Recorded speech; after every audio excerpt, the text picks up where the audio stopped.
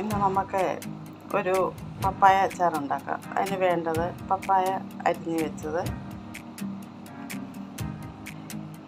വെളുത്തുള്ളി ചതച്ചത്, ഇഞ്ചി ചതച്ചത്, കറിവേപ്പില, ഉലുവാപ്പൊടി, മുളക് പൊടി, കായപ്പൊടി, വിനീഗർ, ഉപ്പ്. ഇനി ഇതെങ്ങനെ നമുക്ക് ചെയ്യുന്നത് നോക്കാം. പാന വെച്ച് ചൂടായപ്പോൾ ശകല എണ്ണ ഒഴിച്ച് കൊടുക്കുകയാണ്.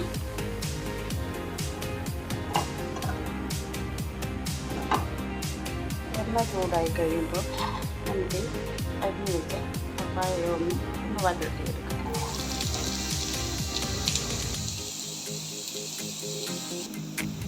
അതിൽ ശകലം ഉപ്പും കൂടി ഇട്ട് വഴറ്റാം. പപ്പായ ഒന്ന് പകുതി കുക്കായി മാറ്റി വെച്ചിട്ടുണ്ട്. ചൂടായിട്ടുണ്ട്. നമുക്ക് കടുക് ഇട്ട് കൊടുക്കാം.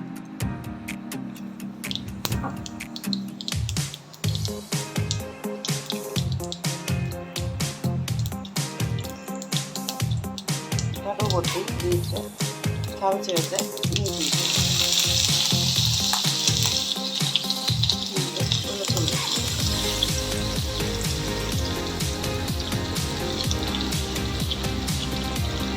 കൊടുക്കുന്ന കറിവേപ്പില,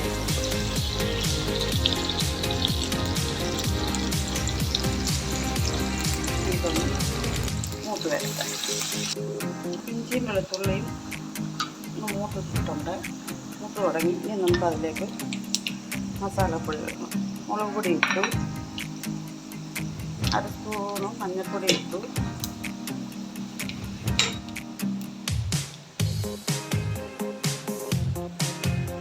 ഒരു മുക്കാൽ സ്പൂൺ കായപ്പൊടി,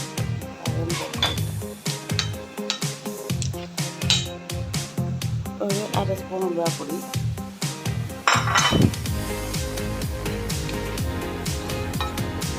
എന്നിട്ട് ഇതിലേക്ക് വിനീഗർ ഉപയോഗിക്കും.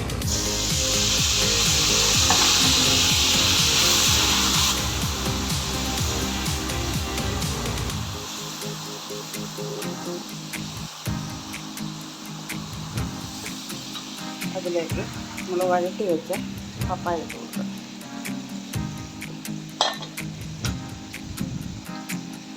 ഇതുപോലെ തന്നെ എല്ലാം കൂടെ ഒന്ന് ഇളക്കി യോജിപ്പിക്കണം.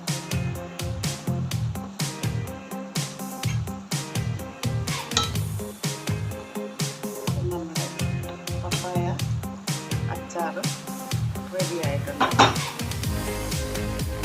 ഒന്ന് ഫ്രൈ ചെയ്ത് നോക്കുക. എന്നിട്ട്